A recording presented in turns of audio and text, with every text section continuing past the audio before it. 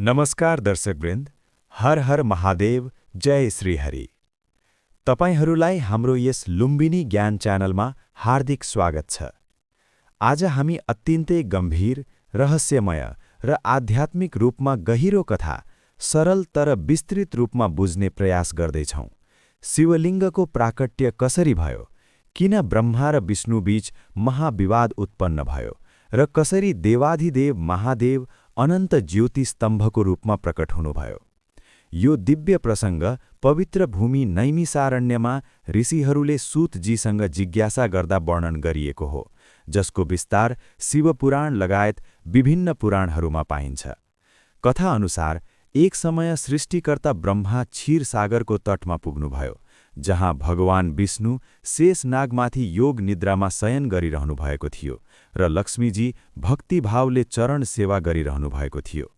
ब्रह्माजीले यो दृश्य देखेर आफ्नो कर्तृत्वको भावले भरिएर भन्नुभयो कि सृष्टि रचना म गरिरहेको छु, नियम म बनाइरहेको छु, जीवहरूको उत्पत्ति म गर्दैछु, तर तपाईँ सधैँ निदाइरहनुहुन्छ। कम्तीमा आगन्तुकको सम्मान त गर्नुपर्थ्यो। विष्णु भगवान अत्यन्त विनम्र हुनुहुन्थ्यो। उहाँले शान्त भावले सम्झाउनुभयो कि ब्रह्माजी स्वयं उहाँकै नाभि कमलबाट उत्पन्न भएको हो र सृष्टि गर्ने शक्ति पनि परमेश्वरकै इच्छाबाट प्राप्त भएको हो।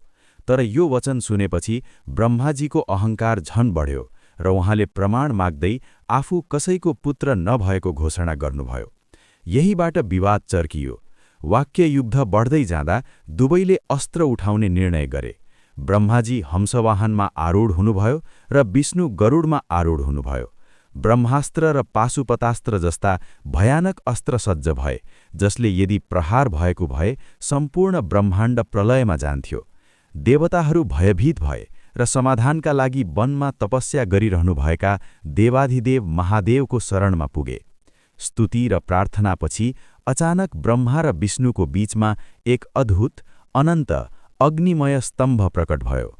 न त्यसको आदि देखिन्थ्यो, न अन्त, न माथिको सीमा, न तलको आधार। यो कुनै साधारण स्तम्भ थिएन। यो स्वयं भगवान शिवको अनन्त, निराकार, ज्योतिर्मय स्वरूप थियो, जुन प्रथम शिवलिङ्गका रूपमा प्रकट भएको थियो। दुवैले युद्ध स्थगित गरी निर्णय गरे कि जसले यसको अन्त पत्ता लगाउँछ, ऊ श्रेष्ठ मानिनेछ।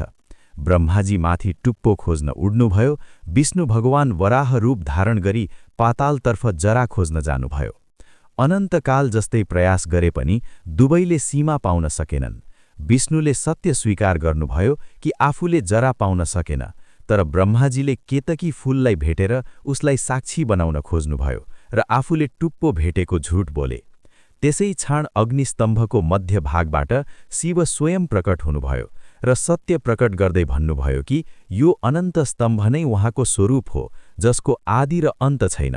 उहाँले केतकी फूललाई झुटको साक्षी बनेको कारण श्राप दिनुभयो कि अबदेखि शिव पूजामा स्वीकार गरिने छैन, र ब्रह्माजीलाई पनि असत्य बोलेको कारण पृथ्वीमा व्यापक पूजा नहुने श्राप दिनुभयो, जसको उदाहरण स्वरूप आज ब्रह्माजीको मन्दिर अत्यन्त कम छन् र विशेष रूपमा पुष्कर ब्रह्मा मन्दिर प्रसिद्ध छ। शिवले विष्णुको सत्यनिष्ठा र विनम्रताको प्रशंसा गर्नुभयो र हरिहरमा कुनै भेद नभएको सिद्ध गर्नुभयो। दुवैले एकअर्काका क्षेत्रमा प्रधान देवताका रूपमा पुजिने सङ्कल्प गर्नुभयो। त्यसैले काशी शिवको नगरी भए पनि त्यहाँ बिन्दु माधव मन्दिरको विशेष महत्त्व छ भने मथुरामा भूतेश्वर महादेव मन्दिरलाई प्रधान देवता मानिन्छ। लिङ्ग शब्दको अर्थ अङ्ग विशेष नभई सङ्केत, चिन्ह वा प्रतीक हो। जसरी विष्णुको प्रतीक शालिग्राम हो, त्यसरी नै शिवको प्रतीक शिवलिङ्ग हो, जो निराकार ब्रह्म, अनन्त ऊर्जा र सृष्टिको मूल तत्त्वको प्रतीक हो। यो दिव्य अग्निलिङ्ग दक्षिण भारतको अरुणाचलमा प्रकट भएको मानिन्छ, जहाँ आज अरुणाचलेश्वर मन्दिर अवस्थित छ, र यही ज्योतिर्लिङ्ग प्राकट्यको स्मरणमा महाशिवरात्रि मनाइन्छ। परम्परा अनुसार ब्रजवासीहरू, नन्द यशोदा र स्वयं श्रीकृष्णले पनि शिवरात्रिका दिन शिव पूजा गरेका थिए, जसले हरि र हर एकै परम सत्यका दुई दिव्य आयाम हुन् भन्ने सन्देश दिन्छ। यस सम्पूर्ण कथाले स्पष्ट गर्छ कि अहङ्कार पतनको कारण हो, सत्य सधैँ विजयी हुन्छ र परमात्मा निराकार, अनन्त र सर्वव्यापी हुनुहुन्छ। शिवलिङ्ग सृष्टिको आदि र अन्तभन्दा परको ज्योति हो, ब्रह्माण्डको मूल चेतना हो र भक्तिका माध्यमबाट त्यो अनन्त तत्त्वसँग जोडिने द्वार हो। प्रिय दर्शकवृन्द, यदि यो दिव्य कथा तपाईलाई मन पर्यो भने कमेन्टमा ओम नमः शिवाय लेख्नुहोस्। साथै हर हर महादेव भन्न नबिर्सनुहोला। अर्को दिव्य कथासहित छिटै भेट हुनेछौँ। दर्शकवृन्द, हामी भिडियोको अन्त्यमा छौँ। दर्शकवृन्द, यस्तै सनातन धर्म, आध्यात्मिक ज्ञान, वैदिक शास्त्र, आयुर्वेद, प्राचीन संस्कृति र हाम्रो गौरवशाली सम्पदासँग सम्बन्धित सत्य र प्रेरणादायी भिडियोहरू निरन्तर हेर्नका लागि हाम्रो फेसबुक पेज लुम्बिनी ज्ञानलाई फलो गर्न नबिर्सनुहोला। यो भिडियो मन परेमा लाइक, शेयर र कमेन्ट गरेर यो ज्ञान अरूमाझ पनि पुर्याउन सहयोग गर्नुहोस्। साथै हाम्रो युट्युब च्यानल लुम्बिनी ज्ञान च्यानललाई सब्स्क्राइब गर्नुहोस्, लाइक गर्नुहोस् र शेयर गर्नुहोस्। तपाईहरूको साथ, माया र समर्थनले नै हामीलाई अझ राम्रो, अझ ज्ञानमूलक र अझ प्रेरणादायी भिडियोहरू ल्याउन ऊर्जा मिल्छ।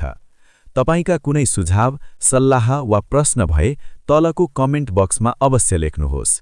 तपाईहरूको प्रतिक्रिया हाम्रो लागि अत्यन्त महत्त्वपूर्ण छ। धन्यवाद। जय सनातन धर्म। ओम नमः शिवाय। ओम नमः भगवते वासुदेवाय।